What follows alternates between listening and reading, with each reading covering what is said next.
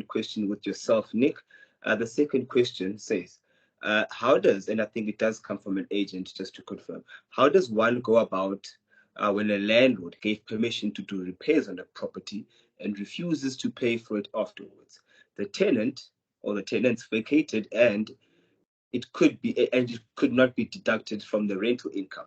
Is the agent allowed to invoice the landlord via PayProp and submit the report to TPN and have the DNP reflect on the land, or if it did not pay, reflect on the landlord's payment profile? Nick? Okay, so let's just deal with the repairs to start off with. Okay, so obviously people are very familiar with the process of deposits when it comes to rental agreements. And the idea behind a deposit is you keep some money in security for any repairs or things that happen after the lease agreement has come to an end. Okay.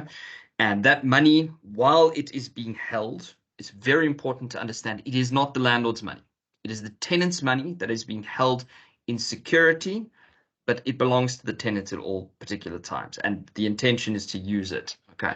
Now, where we started with this question is the writer says, well, the landlord has now given permission for certain repairs to occur on the property, okay, but now doesn't want to pay. So what I'm assuming happens, and we do get landlords who do this, is they want something fixed on the property after the tenant vacates, but they don't want to pay for it because they say, well, the tenant is ultimately liable for the repairs. Now, while that might be correct, okay, depending on whether this is, damages that have been occasioned by the tenant while they're in occupation of the property, okay, and not just fair wear and tear. That contract that the landlord enters into with the contractor to do the repairs, that is an agreement that is created between the landlord and the contractor themselves. Okay. That only those two have entered into that particular agreement. So what we find sometimes is landlords go, well, I've entered into this particular contract with a contractor, but I'm not going to pay the contractor because the tenant is supposed to. And unfortunately, that's not how contract law works. The contract is entered into between the landlord and the contractor. The landlord is responsible to the contractor to fulfill his obligations, which in this case is payment. Okay. The deposit is a special thing in law, which the landlord is entitled to take money out of to cover the costs that he suffered as a result of using that particular contractor.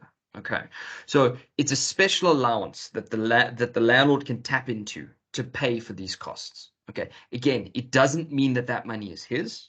Okay, it is still the tenant's money, and if, say, the repairs don't use the entire amount that's held for in a deposit, the landlord is obligated to refund that amount back to the tenant in the circumstances. Okay, but ultimately the landlord is still responsible to the contractor, so he can't refuse to pay. Okay, and the contractor would, in law, have the ability to, say, for instance, approach a court to get their money paid to them. All right, so on that point, you can't refuse. The landlord is actually the one who's entitled to then, if this is damage caused by the tenants in their occupation of the premises, they can now take action against the tenants because they've suffered a damage for which they needed a contractor to actually do some remedies on the premises. Okay, and they've obviously the question says it couldn't be deducted from their rental income. Generally, you'd want this to be deducted from a deposit because that's what the deposit is intended for. But in the absence of a deposit or a sufficient deposit, you would then demand performance from the tenants and say, I've suffered a damage. This is what you're liable for in the circumstances. As for the last part of the question, loading this as a payment onto TPN, and doing a DNP, so that a DNP is did not pay. There might be an ability for you to do it. So you basically do an invoice that says this is the amount that's outstanding, and then the invoice gets sent off to the tenants, and you see whether the tenants pay or not, and if they don't, you do a DNP. To be very honest with you, I'm not 100% sure on the TPN system whether it will allow you to do that, because it might lock out at the end of the lease period, and I'm assuming that that's happened, seeing as the tenants have already vacated the premises.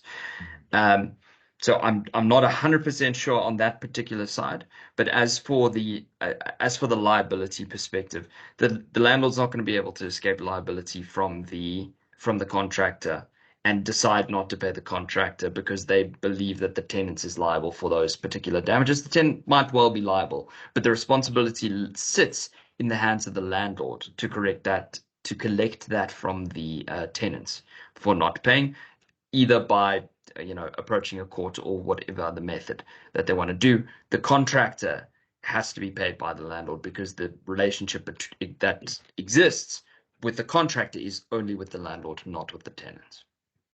Yeah. So yeah, thank you very much, Nick, for that answer. And those are our 2 questions and answers for today, ladies and gentlemen. Thank you for joining us once again, and we'll see you next week Wednesday at the same time. Thank you again. Thanks, guys. That's guys.